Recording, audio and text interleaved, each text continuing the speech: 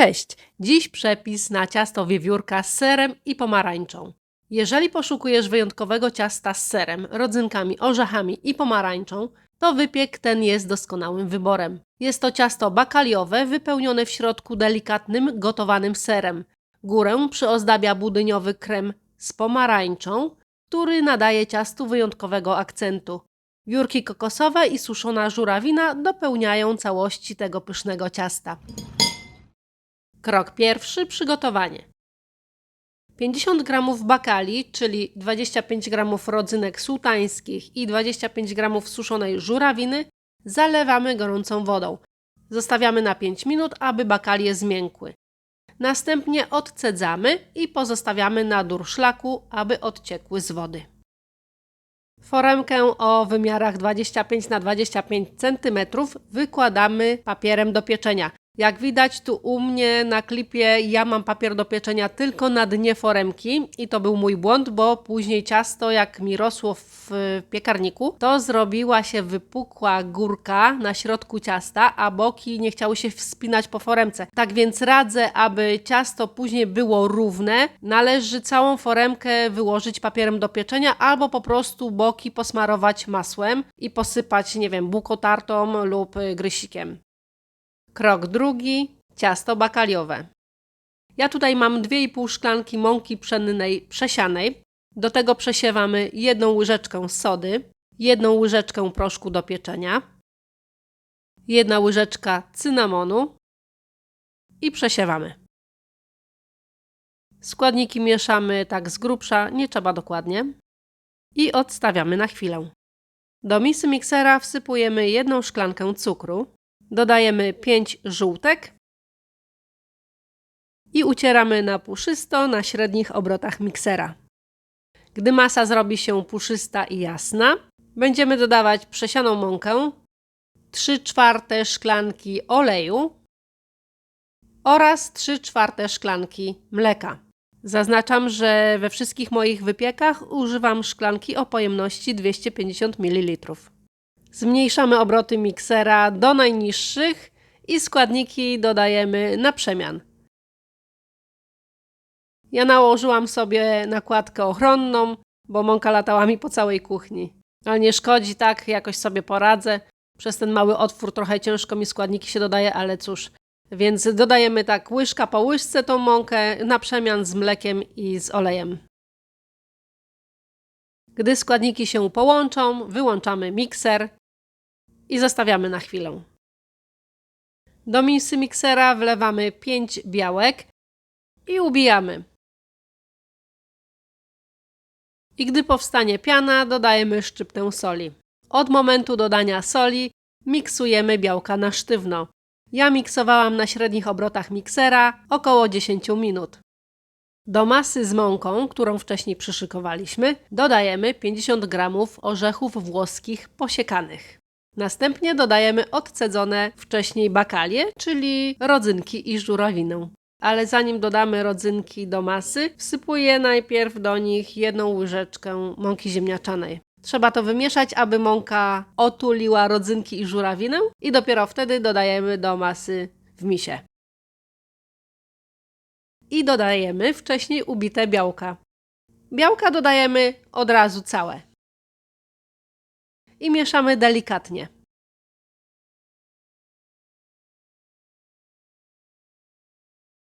Masę przelewamy do foremki i jak już Wam wcześniej powiedziałam na początku tego filmu, aby foremka była cała wyłożona papierem do pieczenia, nie tylko spód, jak to jest u mnie.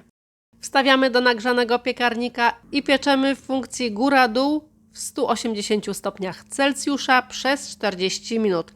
Każdy piekarnik inaczej piecze, więc trzeba to mieć na uwadze. Po upieczeniu od razu wyciągamy z piekarnika i pozostawiamy do wystudzenia. Wystudzone ciasto przekrawamy na 2 blaty i ten dolny blat wsadzamy z powrotem do foremki, w której był pieczony, a z górnego blatu muszę odciąć tą wypukłą górę. Jeżeli Wam ciasto wyjdzie równo, nie musicie jej odkrajać. Krok trzeci. Masa serowa. Moi drodzy, a teraz taka informacja dla osób, które mieszkają w Grecji, bo się często mnie pytacie, jakiego sera używam do moich wypieków, gdzie dostaję ser półtłusty, a więc ja go kupuję w Lidlu. Jest to Anthotyro z Lidla. Jest to najlepszy ser półtłusty, jaki możecie w Grecji dostać. I on, widzicie, on ma już w sobie troszeczkę takiej wody. I on już jest taki bardziej kremowy, ale i tak ja go dalej mieszam, blenduję. Można by to w sumie wymieszać widelcem nawet, ale zawsze blenduję. I tak, do ciasta potrzebujemy 1 kg sera półtłustego. Może być ser z wiaderka. Dodajemy coś waniliowego. Ja mam ekstrakt waniliowy, dodaję 1 łyżeczkę. Można dać cukier waniliowy, aromat, co tam chcecie. I dobrze blendujemy.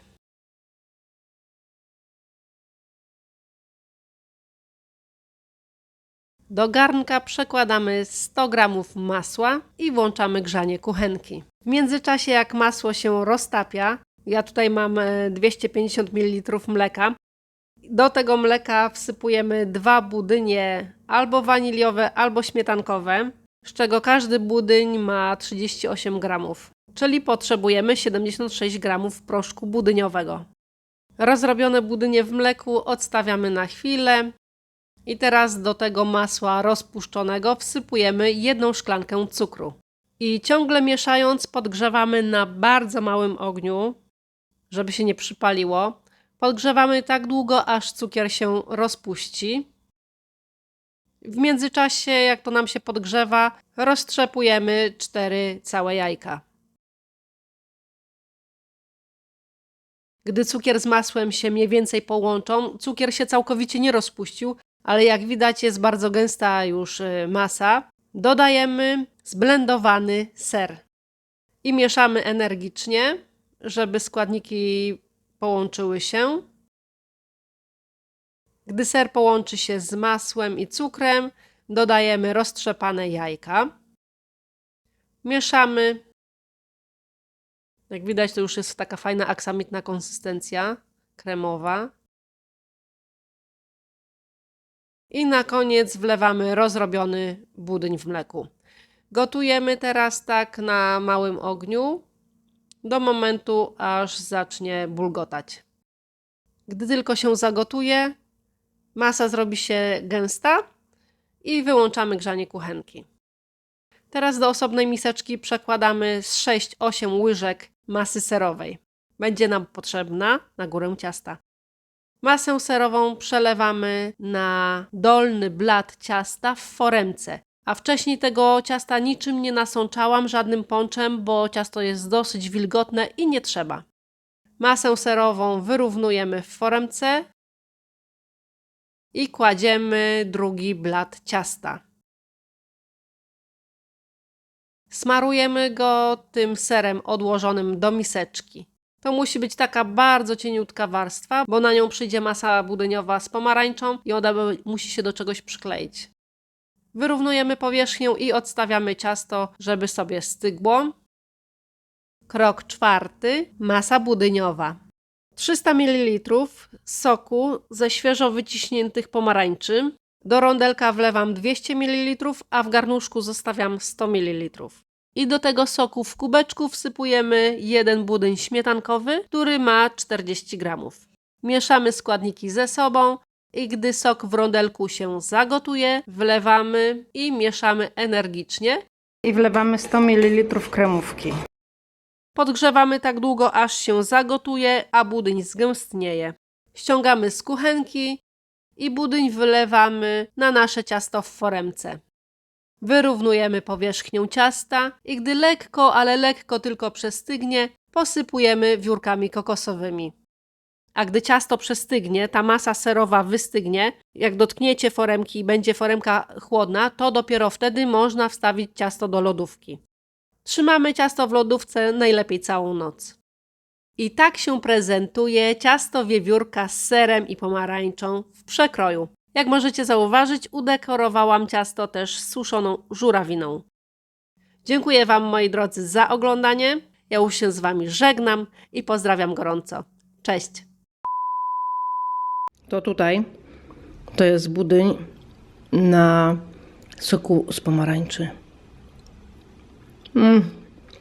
Obłędny jest. A tu mamy sernik. Jak Filadelfia smakuje. A to jest ciasto z bakaliami, które jest wilgotne.